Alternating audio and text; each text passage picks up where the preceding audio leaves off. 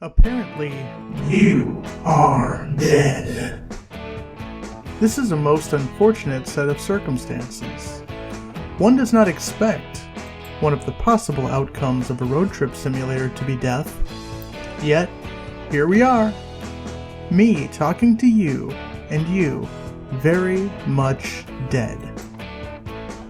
If this year has taught us anything, it's that death is a momentary inconvenience in an otherwise inconvenient set of circumstances. You are not fazed by this. Death is somewhat of a welcome change to all of the weirdness you've been experiencing over the last few months. I can't believe we're still talking about it. Yes, you are without a doubt dead. You're in your room. An envelope slides under your door. Written on the outside of the envelope is your name in red pen. Red pen is a level of drama that you are not expecting so early into the afterlife. You open the envelope. Inside is an itemized invoice from the year 2020 for you. You place the invoice back into the envelope and set it on your dresser. Death seems to have complicated things on a few levels, but financial obligations is not one of them. I do have a small bit of hope for you in this dark time.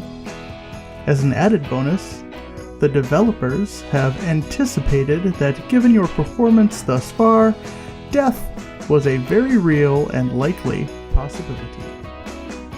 As a result, they have decided to include a series of tasks that are still accessible even in the afterlife. What do you mean stop playing? Why would you do that when you have tasks to complete? Start over? I'm afraid that's not how things work. Hey pal, you're the one that died, not me. You're being overly dramatic, don't you think? The first task that you have available to you is feeding the cats. They do not care if you are dead. They still expect tribute. Now slog along into the kitchen and get those scaly boys sorted out. You are pretty certain that even as a non-corporeal being, they can probably still do something terrible to you. Once the cats have been fed, you consult your quest log for your next task. Next on the log is the keening. You float in your living room and let out a wail that causes the walls to bleed and briefly causes the security measures on the front door to flicker. That is unexpected. You take advantage of this and pass through the exterior wall to your driveway.